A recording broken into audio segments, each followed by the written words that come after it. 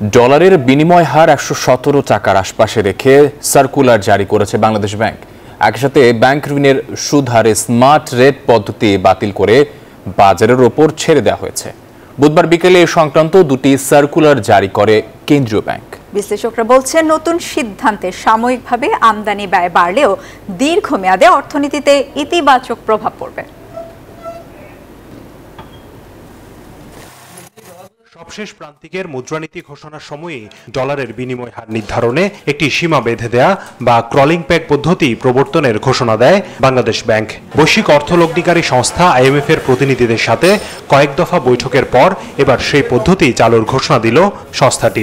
বিনিময়ের একটি মধ্যম সীমা ১১৭ টাকা নির্ধারণ করে পরিপত্র জারি করা হয়েছে। অর্থাৎ তফসিলি ব্যাংকগুলো এই হারের আশেপাশে ডলার কেনাবেচা করতে পারবে। ডলারের বিনিময়ে সবশেষ বাংলাদেশ ব্যাংকের হার ১১০ টাকা থাকলেও সেটি মানছিল না কেউ। খোলা বাজারে ডলার পেতে গুনতে হতো ১২০ টাকার আশেপাশে। বিশ্লেষকরা বলছেন, আগে থেকেই এই দামে ডলার কিনে আমদানি ব্যয় মেটাচ্ছিলেন ব্যবসায়ীরা। এই বাড়ানোতে এটা অফিসিয়াল হয়ে গেল। আগে এটা আনঅফিসিয়াল, ব্যাংকগুলো এইভাবে করছিল। ইম্পোর্টাররা বিভিন্ন সময় অভিযোগ করে আসছিল ব্যাংকগুলো তাদের প্রেসার রেটে বেশি নিচ্ছে। এটি এখন ব্যাংকারদের সেই রিটার্ন করতে হবে না, তারা সরাসরি এই রেটে করবে। এমনকি এদিকে আরেকটি প্রজ্ঞাপনে ব্যাংক ঋণের সুদ হারে স্মার্ট রেট পদ্ধতি বাতিল করে বাজারের উপর ছেড়ে দেওয়া হয়েছে। স্মার্ট পদ্ধতিতে ব্যাংক ঋণে কয়েক মাস ধরে সুদ হার উঠেছিল সর্বোচ্চ 13.5% পর্যন্ত। নতুন সিদ্ধান্তের ইতিবাচক প্রভাবের প্রত্যাশা ব্যাংকারদের। আমার মনে হয় এটা ভালোই হবে, কারণ আমরা এতে করে কিন্তু আসলে আমরা যে এক সময় যে 9% একটি লেন্ডিং ক্যাপ ছিল, সেখান থেকে আমরা স্মার্ট হলো, তারপরে এখন আসলে market driven rate. I think it's a very good step taken by Bangladesh bank, এবং এটা একটা সময়োপযোগী হয়েছে। নতুন এই সিদ্ধান্তে অর্থনীতিতে কি প্রভাব পড়তে পারে এ নিয়ে কিছুটা ইতিবাচক বিশ্লেষকরা।